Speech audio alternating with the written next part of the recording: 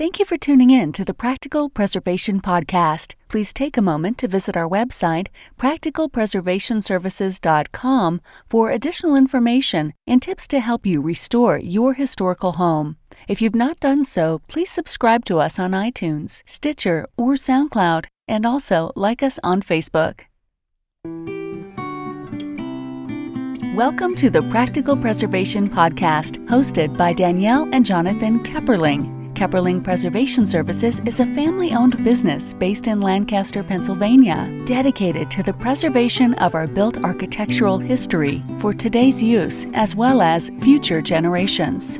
Our weekly podcast provides you with expert advice specific to the unique needs of renovating a historic home, educating by sharing our From the Trenches preservation knowledge and our guests' expertise, balancing modern needs while maintaining the historical significance, character, and beauty of your period home. Oh, you're good. Okay. Today on the Practical Preservation Podcast, we have Gina Douty. She is a historic preservation consultant who lives and works in Mechanicsburg, Pennsylvania. Her undergraduate degree is from Penn State University in architecture with a special studies in historic preservation. She then began pursuing a master's in American Studies at Penn State University, Harrisburg, while working full-time as a historic preservation specialist, then as a architectural designer too with the Pennsylvania Historic and Museum Commission in Harrisburg. She became a mom and took some quality time off from her career to raise her family. And then she began to work part-time at an office and part-time from a home office with an architectural firm in Harrisburg.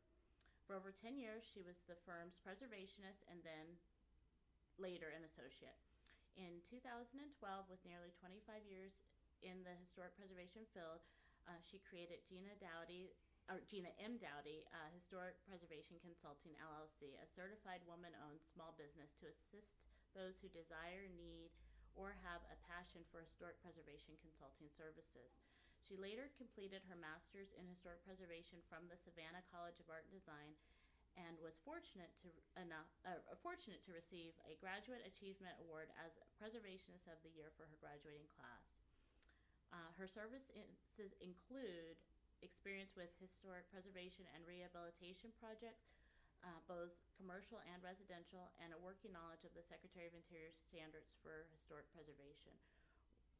Work is provided and performed for developers, architectural and engineering firms, historical societies, preservation groups, municipalities, individual homeowners, and others who seek historic preservation consulting for the federal and state historic rehabilitation tax credit application and submissions, the PA Historic Research Survey forms preparation and submissions, National Register nominations, rehabilitation proposals, Section 106 reviews as an architectural historian, grant writing and historic building research, documentation assessment, and general design guidance. And thank you, Gina, for joining us today. Thank you. And actually reading that list, I was telling you before we started recording that we had our seminar this past weekend, and somebody had asked me about how to get on the National Register, and somebody else had asked about building research. So I have a couple people I will refer you to, or refer to you. And then I was thinking about, I think the first time that I met you, I sat through a case study that you did of a project that you did for was it the Reading High School? Yes. Yeah, and then I just love your Christmas cards. So. We try to be unique. Yes. So I'm glad that you could join us today. Tell me, how did you get started in preservation? The reason I got into architecture school was for preservation. Okay. And I think since I was about 12 years old, I've always enjoyed historic buildings, particularly in the Harrisburg region, and had always told my parents one of these days that I would fix up the buildings that need to be fixed up in Harrisburg. So I'm glad to be doing exactly that in other cities as well, but in Harrisburg too. Yeah. Very, very cutting edge and visionary at that time. I suppose so. So So why did you choose preservation? Or was it because you wanted to help restore those buildings and that was a way to do it? I think so. Yeah. I think it was just a calling. And then as like I said, I always tell people that I Forrest Gumped my way through this profession. As I got into architecture, then I met people who had more preservation-minded backgrounds and were able to guide me and mentor me. One being an advisor I had at Penn State, Denson Gronendal, who then hired me for a work-study program rather than going to a study abroad. Okay. So then I began working with him, learning how to document buildings. Then I got an internship with the PHMC as a summer intern with the Architecture and Conservation Department. From there, I became, the following summer, a program coordinator at a historic site. So everything just started to snowball into it and meet people in the preservation field. And then eventually came back around to the Pennsylvania Historical Museum Commission as an architecture designer for them. Okay, very good. So your role with them, was that working mostly like an architect, like writing specifications Specs and things and drawings, and mostly for the museums and sites around Pennsylvania. So that's what I had done. Okay, very good. So tell me about your business. What services do you offer? Who's your client? I know we talked about that a little bit in the introduction, but tell us about like the types of projects you do and what kind of work that you do. Okay. Well, in March we celebrated 7 years of the business, and it is mostly me running it, and then I hire a lot of great independent contractors who will either help me with some of the assessments, help me with marketing, help me with the photographs, help me from the architectural pieces. So it's been kind of just a nice little dichotomy of that. Yeah. And we are mostly, our bread and butter is more the federal and state historic tax credits, the preparations of those and the submissions. We do national registries, reviews, as well as nominations and preparing all that paperwork. We love to get into when we do just deed searches and prepare that type of stuff for folks, as well as those who are asking for design work too, that we do some small additions and reconfiguring of historic buildings, that type of thing. And each one of them has a different piece to, how preservation is thought of, if it's like I say, the capital P or the lowercase p. Yes. So however we get involved in the dynamics of it and the guidelines that we have to follow.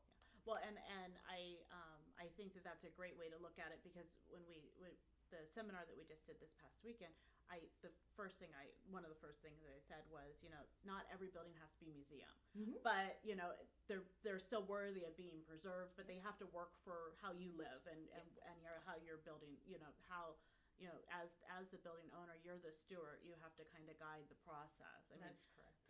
No, it is. And not every old building, some old buildings are just old. Right. And not every old building can be saved. But the ones that we are saving, like you said, there's guidelines for when you're using certain tools such as grants and tax credits that you have to follow. And then there's a little bit of leeway that you have in terms of what you're considering as preservation when you're not following those and you're doing it maybe in the private sector or residential. Or more like an adaptive reuse or something like that. Sympathetic additions, that type of thing. Yeah. So there's we try to guide the folks, as well as I think what I guess I call preservation sometimes is more education. Preservation is constantly educating, whether it's the client or the end users or those wanting to get into the business, as how we go about this. And whenever I hear folks saying about like that they want to preserve some, or they want to get into this business, let's say, I always say to them that we are always, like you said, people that are the stewards. Yes. We then are also stewards as well for them, and we're there. We're only there for them because there's some type of money involved or some type of a project for us. If you thought you were going to get into preservation to just fix up the old buildings, unless you're a developer or you have deep pockets, you are going to rely on a lot of other people who want to make this thing happen too. So it's your job as the preservationist to help guide that, as well as educate them as to how these guidelines and how these steps all have to be followed. Yes. Yeah. And it is that is funny because a couple weeks ago we got a call from somebody who was like, "Oh, you get paid to do this?" I'm like, "Yes, we do." I know. I try not to tell too many people I would do it for free, but it's my passion. Right. However, it's nice to be paid for Right. it as well. And then at the end of a busy day, it's nice to be exhausted just because you loved what you were doing and not from just a day-to-day grind. Right. I agree. So, so the I guess on the tax credits, if that's the majority of you're working mostly with developers or people who have businesses in their older buildings. Yeah. Okay. And then do you I'm just trying to think about the other services that you discussed. When you're doing like the architectural work, does that is that something that you do, or is that just something that you do because you have the skills, and is that like your main focus, or is that something you want to promote, I guess is what I'm asking. Okay.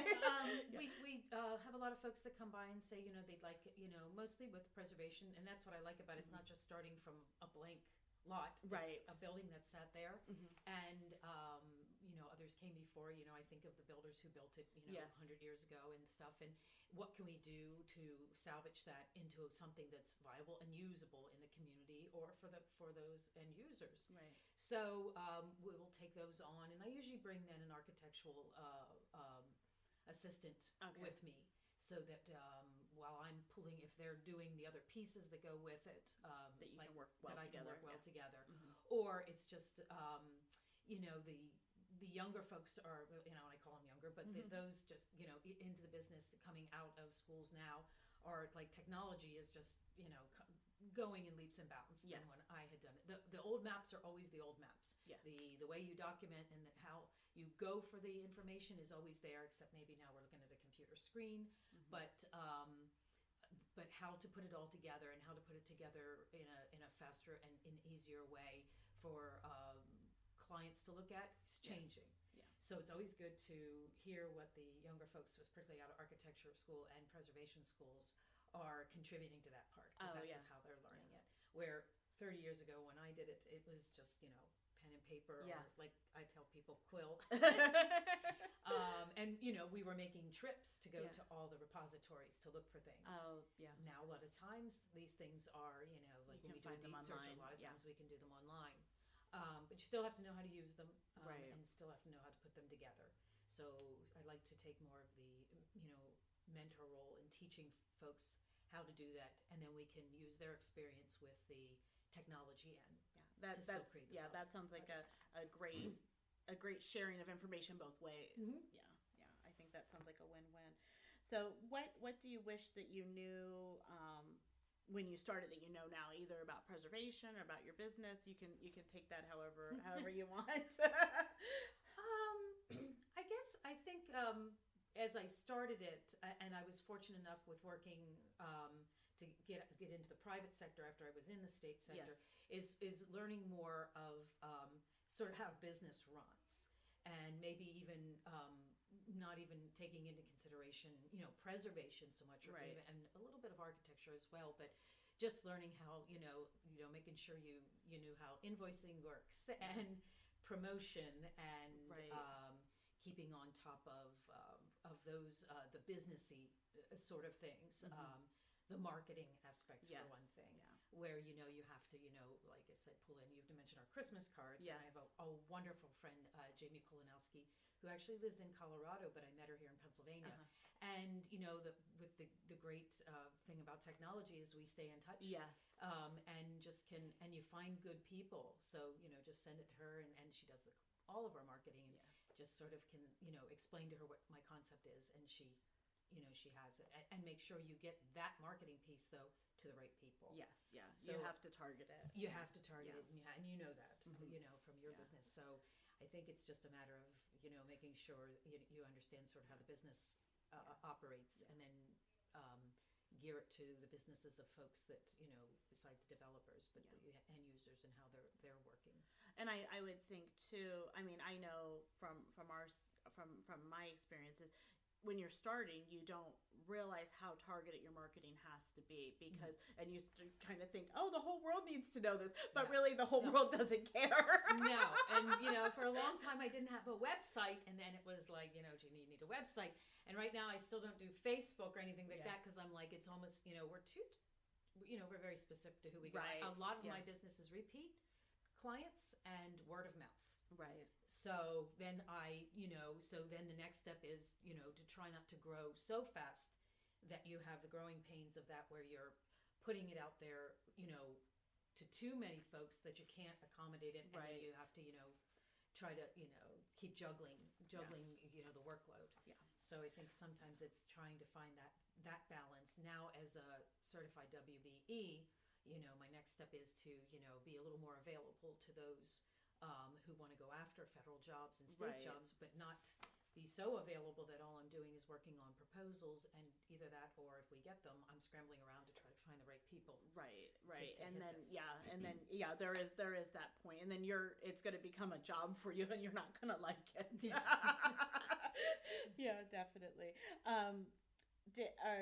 What do you see as the biggest challenge in preservation? I think, well, there's always like the money that's not available. Right. I think is always for those people looking for it, or how maybe. And it has to be strict, the guidelines to follow, in terms of even like getting the money, the stipulations, maybe you have to be a nonprofit. There's not as much out there for profit. Right. When there's the tax credits, but then they have their guidelines. So, but I understand why I always try to say to people, like those folks who are policing the money, it's because they're speaking for the building. So the building might be sitting here in another 100 years from now, but we necessarily won't be. Right. So, so we're just always, there's always advocates out there who are, expressly just there for the built environment. And, we have to respect that, yes, it's your building that you bought, and you can do, alterations as you see fit. But there's certain pieces that, if you can maintain the character or of the character of space or the character of what's the material, that's important. So sometimes those are, I think, challenging. And also, like I said, the education of folks. I have, sometimes some folks who come around, like I said, not, mean-spirited, but in the 11th hour, asking for stuff that needs to be done when it should have maybe been done 12 months ago. Right. Well, and in the beginning stage, and you see that, I'm sure, in projects, not just your front end work that is the front end work that needs to be done, but like, people who want to do the pretty stuff first, and they're then they have to tear it all apart because they didn't do the or they say, forget that, we're not doing it. We'll just do it our way. And so that's fine. And I think that there's a lot of preservation out there in all types of ways, whether people think preserving is just tearing down a barn and reusing the wood. Right. There's some form of preservation there as well. And we have the diehards and the nasty nickname of, the hysterical preservation that's coming on that. So. Yeah, and you do. And I think that those people also have a role.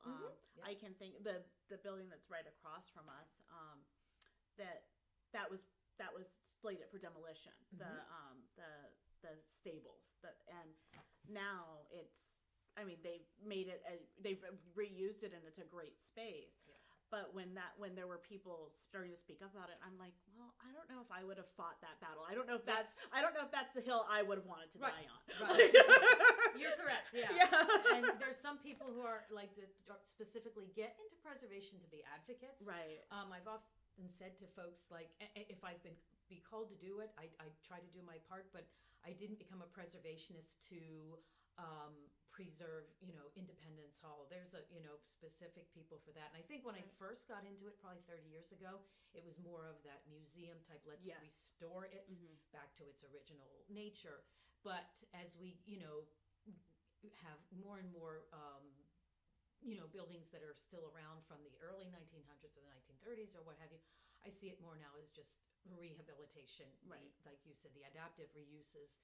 And I think I'm more geared for that type of industry as opposed to maybe more of that museum quality, restoration, with the,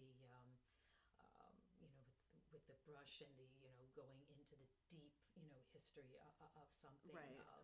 So I think you're right. There's all different ways. There and are, There's yeah. Different hills to die, or you pick your hill to die. Right. You Right. can die once on a hill.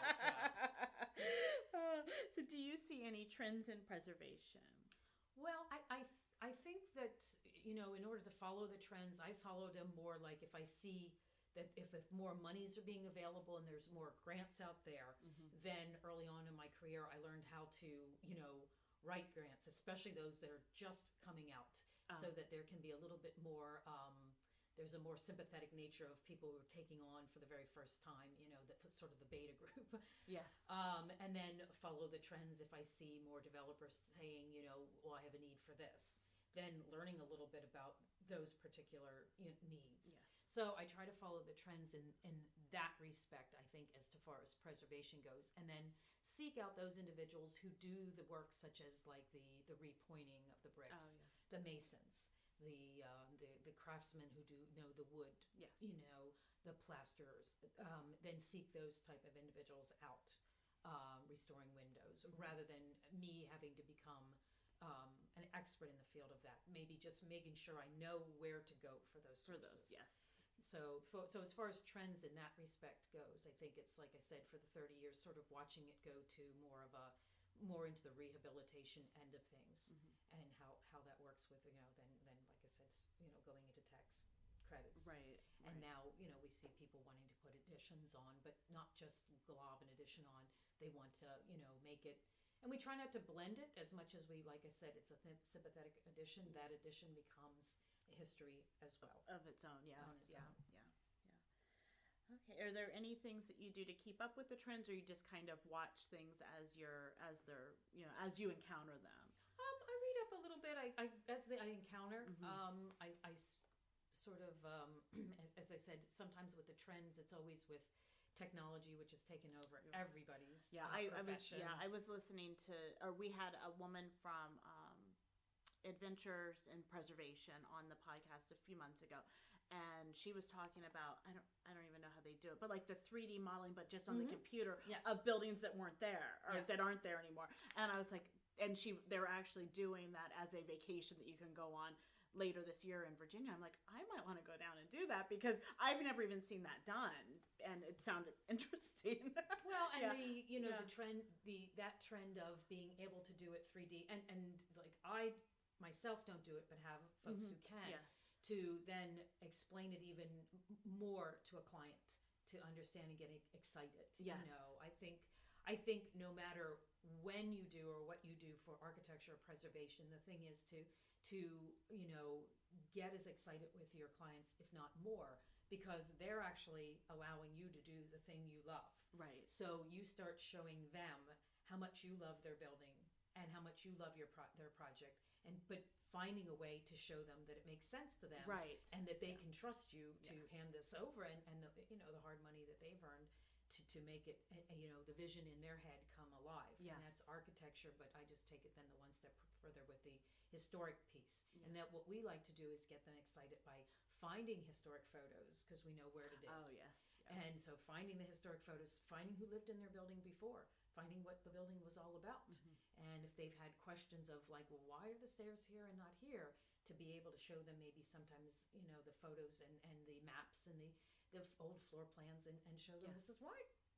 This is when these folks, did this and why they did it. Right. And, so I think that's kind of my calling, to help with that, and it helps. And connecting the stories to the building, because I think people they feel an emotional connection to the building, but then when you start layering on the people and how they live, then really, I think people really get that connection. I think they do. Yeah. You start finding folks, naming their buildings based on maybe somebody who lived there, or what it once was. So it's really nice to see that. And I always, mention to folks that they can always then maybe, provided they've got the right, copyright laws and everything, that maybe blowing some of these photographs up and putting them in their buildings so that people can see what it was once. Yeah. And or you can get inspiration from what it was once. Mm-hmm.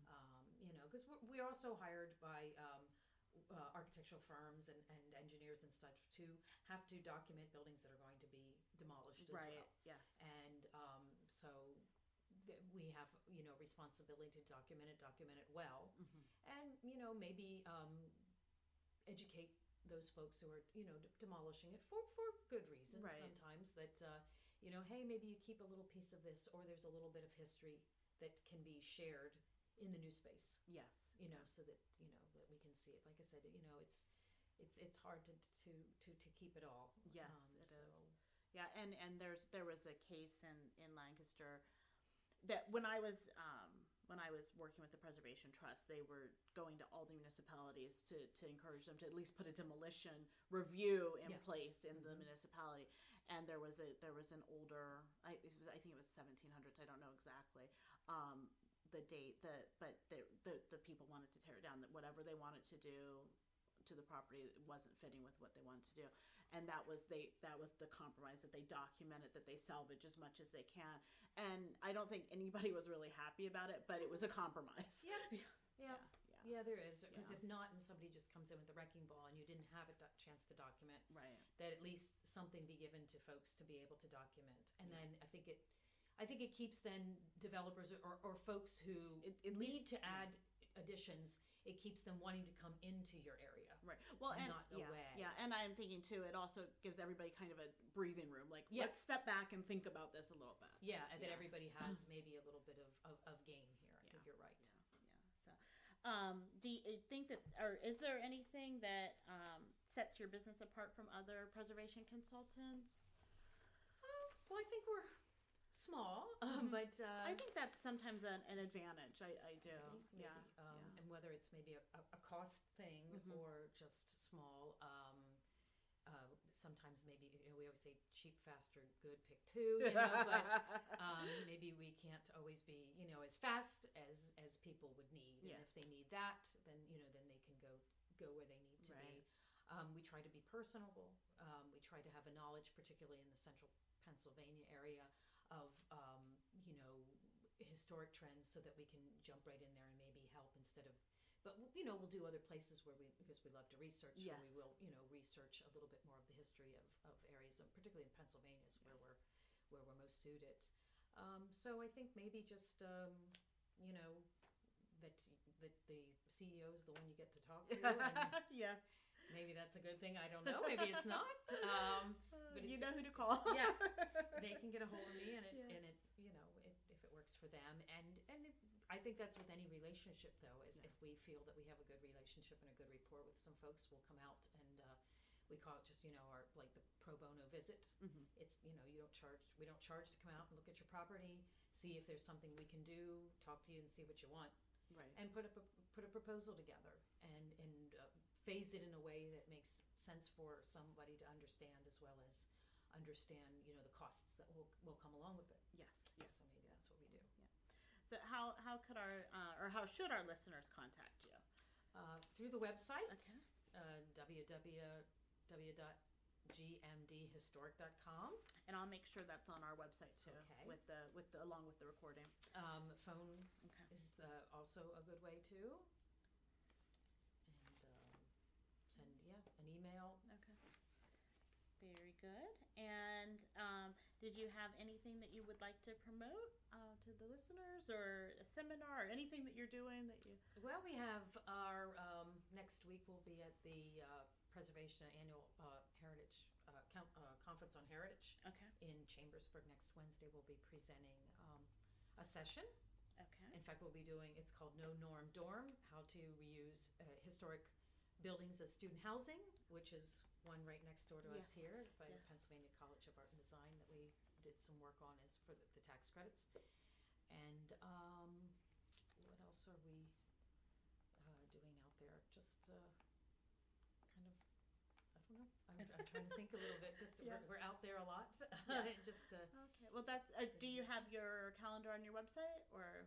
Well, we don't. We Okay, just sort okay. of, I think we're looking to maybe put out a little bit of a mailer at the end of the year to sort of say what we've kind of been doing, what Yes. we've done, over the last 7 years. I don't really do one of those blog things because just it's always. I know how frustrated I get when I get on a website and it hasn't been updated. Then Right. I'm like, just doing this. So I think more of that and just kind of just doing a lot of good work out there right now. Well, very good. Well, thank you for joining us today. Thanks for listening to the Practical Preservation Podcast. The resources discussed during this episode are on our website at practicalpreservationservices.com/podcast. If you received value from this episode and know someone else that will get value from it as well, please share it with them. Join us next week for another episode of the Practical Preservation Podcast. For more information on restoring your historic home, visit practicalpreservationservices.com.